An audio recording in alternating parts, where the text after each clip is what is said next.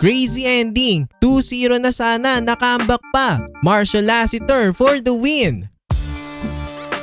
San Miguel Beermen versus Meralco Bolts. 2-0 na nga ba o tatabla na ang Beermen? Sa start ng first quarter nakalamang agad ang Beermen 13-6. Mainit ang shooting ni CJ Perez sa labas. Naka 8 points agad si Baby B sa first quarter. Katulong niya si Junmar Fajardo. Minamama nga agad ni Abay ang mga bigs ng Bolts. Pero maganda rin naman ang start ni Cliff Hodge dahil nga sa kanya nakadikit ang Bolts tapos magic bunot pa itong si Jansen Rios. Nakalamang pang Meralco 22-21 at the end of the first. Sa start naman ng second quarter nakatres na si Alain Maliksi tapos sinundan pa yan ng magic bunot ng Bolts na si Jansen Rios. Umabante na ang Bolts ng 7 points pero take over na si CJ Perez. Nakahabol ulit ang Beermen at nakalamang ulit sila sa fast break layup ni Baby Beast. Pinakagat pa si Chris Newsome tapos umi-step back from beyond the arc.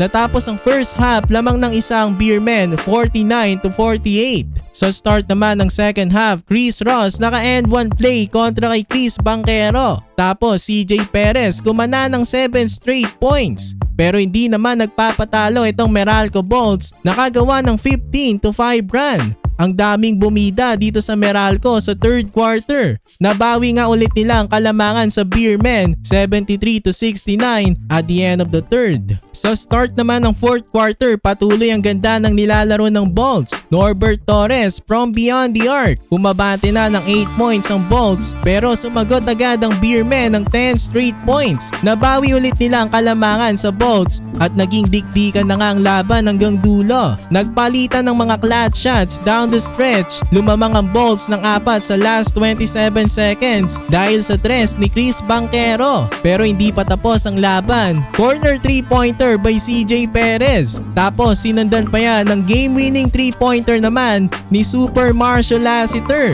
In the end, nanalo pa ang SMB at tabla na ang kanilang serye.